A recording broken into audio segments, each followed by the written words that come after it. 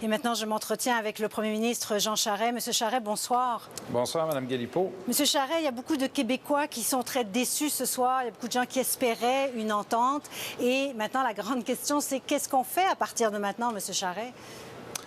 On a travaillé très fort pour obtenir une entente et moi, je suis le premier de ceux qui sont déçus. Et je suis surtout déçu pour les gens de la région de Montréal pour qui c'est lourd actuellement, là, ces manifestations qui se succèdent. En même temps, on ne peut pas non plus mettre de côté une politique qui a été mûrement réfléchie. Et les demandes des étudiants ne reflètent pas ce qui doit être équitable dans le financement de nos universités. Maintenant, mais en même temps, Monsieur Charest, que la période de réflexion, il y a une période de réflexion pour tout le monde qui sera bénéfique. Et en attendant, espérons que ceux qui choisissent de manifester le fassent de manière pacifique. Mais quand vous dites peut-être une période de calme, mais comment est-ce qu'on pourra avoir une période de calme? Là, il y a des étudiants qui viennent de perdre leur dernier espoir de négociation, qui n'ont pas grand-chose à perdre. Alors, ça risque d'être assez, pas très agréable, en tout cas, ce qui va arriver. Bien, j'espère que ne pas décoder dans votre propos que c'est une raison pour eux de faire des gestes violents. Non, c'est pas ce que je voulais dire, mais les manifestations risquent de se poursuivre, non? Mais c'est malheureusement ce que certains représentants de certaines associations laissent entendre.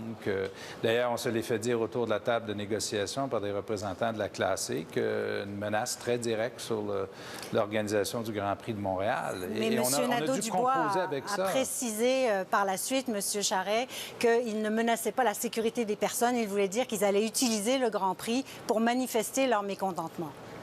Bien, à mon avis, c'est une erreur et c'est injustifié de faire ça, d'autant plus que pour les Montréalais et pour les Québécois, c'est un événement très important pour l'image de Montréal. Et je regrette qu'ils emploient ces moyens-là. Et nous, en tout cas, c'était très clair au moment où ils l'ont formulé que c'était une menace. Alors, s'ils changent leur version, ce ne sera pas la première fois. Mais cela étant dit, il faut maintenant, je pense, prendre un peu de recul face à tous ces événements-là. Le gouvernement a fait des efforts titanesques depuis le début pour tenter d'en arriver à une entente. On a bonifié le système de prêts, de bourses. Vous savez, Mme Galipeau, aujourd'hui, un étudiant dont le revenu familial est de 51 000 oui. Il a l'équivalent de la gratuité scolaire.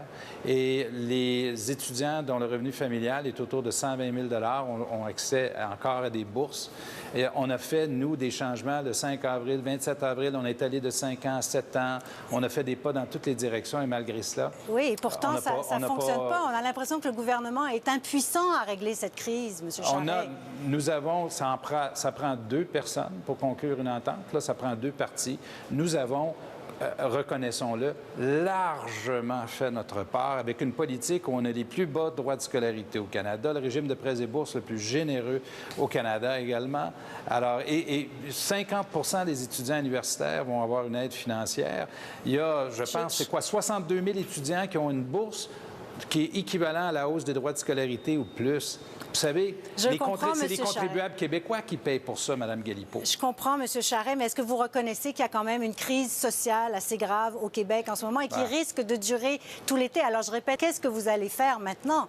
Il n'y a pas de raison pour laquelle il devrait y avoir une crise sociale d'abord, mais oui, il y a des gens qui vont choisir de manifester. Ils ont le droit de le faire à la condition, évidemment, qu'ils respectent les autres, que ça se fasse pacifiquement.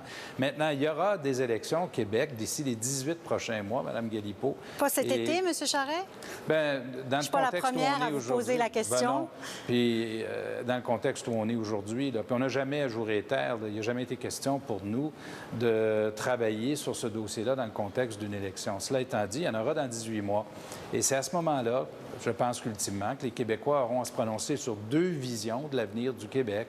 Il y a celui de Mme Marois, les référendums et la rue, où il y a la démocratie, puis l'économie, l'emploi, puis ça risque de ressembler pas mal à ça. Est-ce que ça pourrait se faire à l'automne, M. Charest? Écoutez, aujourd'hui, ce n'est pas le temps de faire des spéculations là-dessus. On a travaillé beaucoup pour tenter d'en venir à une entente. Malheureusement, de l'autre côté, ils sont restés sur les gels ou la gratuité, puis ils n'ont pas bougé. On a bougé plusieurs fois, Mme Galipeau, vous le reconnaissez, plusieurs fois depuis le début. Les étudiants n'ont fait aucun mouvement. Est-ce qu'une médiation, est-ce que c'est encore possible maintenant, M. Charest? Une tierce partie qui pourrait peut-être essayer de régler le conflit? C'est pas les tierces parties qui décident pour le gouvernement du Québec, qui est dûment élu. Puis c'est pas un tierce parti qui qui peut décider non plus pour les contribuables québécois qui mettent la main dans leur poche puis qui paient déjà 50 de l'augmentation du financement des universités. Et quand on revient à la question de base, quand les étudiants disent « moi, je ne veux pas payer la facture », à qui vont-ils donner la facture? Si ce n'est pas aux contribuables de la classe moyenne qui nous écoutent ce soir. Et pourtant... Nous, on parle pour ces gens-là, puis on les représente, puis on les représente avec une politique qui est très juste et très équitable. Pourtant, c'est un message qui a de la difficulté à passer. Est-ce que vous reconnaissez qu'il y a une polarisation là, dans la société québécoise? Est-ce que ça vous surprend de voir ça, M. Charest? Il y a un débat, oui, mais attention, quand on regarde l'opinion publique, moi, j'ai toujours vu puis senti qu'il y a une bonne majorité de gens qui sont favorables à la position du gouvernement. Et j'en suis pas étonné du tout, Mme Galipeau, parce que le bon sens, à un moment donné, perce l'écran. Et à un moment donné, on ne peut plus éviter les faits. Là. Quand on dit que 50 des étudiants universitaires reçoivent une aide financière, que c'est jusqu'à 120 000 de revenus familial qu'on peut recevoir une aide financière. Mais je pense qu'on a compris. À un moment donné, vous et moi, on a un travail à faire de communication, mais la réalité, là, les chiffres sont têtus. Puis à un moment donné, la réalité finit par avoir droit au chapitre. Vous parlez de communication, mais c'est au gouvernement de bien communiquer son message. Est-ce que là-dessus, peut-être, il y a eu des lacunes, M. Charest? Bon, on va travailler avec vous, Mme Galipeau, pour mieux le communiquer. On va travailler avec Radio-Canada. Je suis sûr que vous allez faire un effort supplémentaire, puis je vous en remercie d'avance. Est-ce que vous pensez que la loi, une dernière question, que la loi 78 a empiré les choses? Non, la loi 78, elle est faite dans le but de protéger les Québécois, incluant les manifestants. Elle demande qu'ils donnent un avis puis qu'ils donnent le parcours parce que vous avez été témoin, comme moi, d'événements très, très, très malheureux, que ce soit à Victoriaville, où on avait pris la peine de déplacer notre conseil général, puis on est venu nous rejoindre là-bas pour une émeute, ou que ce soit d'autres événements de casseurs à Montréal. L'autre élément de la loi qui est très importante, c'est de donner le droit à un étudiant d'avoir accès à ses salles de cours. Avouons que c'est assez choquant de voir d'autres étudiants empêcher un autre étudiant de rentrer dans sa classe. Pour moi et mon gouvernement, et je dirais pour mon parti, ça, c'est assez sacré, l'idée qu'un étudiant a le droit d'avoir accès à ces salles de cours. Je vais vous l'expliquer vraiment en clair. Si dans une classe de 25, il y en a 20 qui votent pour le boycott, ils n'ont pas le droit, ces 20-là, d'empêcher les 5 autres d'avoir droit à leur salle de cours et d'étudier. Nous ne vivons pas dans une société où ces gens-là peuvent interdire et bloquer l'éducation à d'autres étudiants québécois. Et pourtant, M. Charest, on a le sentiment que c'est cette loi 78 qui a vraiment fait basculer l'opinion publique. Hein? Non, c'est pas du tout ce que je vois. Au contraire, c'est une loi qui a été faite dans le but de protéger les gens, incluant ceux qui manifestent, parce que souvent, c'est eux qui sont les premiers exposés. Et c'est une loi qui est juste. Alors, pour l'instant, il n'y a plus de reprise. Les négociations sont suspendues. Notre porte reste ouverte, Mme Galipeau. Mais qu'est-ce que ça veut dire, votre porte reste ouverte? Ça veut dire que si les étudiants veulent revenir, s'ils ont des propositions qui sont des propositions qui sont acceptables. D'ailleurs, Mais eux en ont fait plusieurs, ont-ils dit?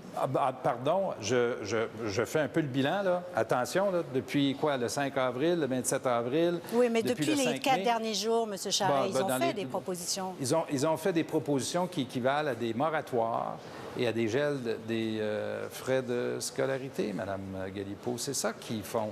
Et ils ont même proposé d'aller jouer dans le crédit d'impôt pour les gens qui veulent mettre de côté de l'argent pour des études, l'épargne-études de leurs enfants. Ce que je comprends, c'est que c'est irrecevable pour vous.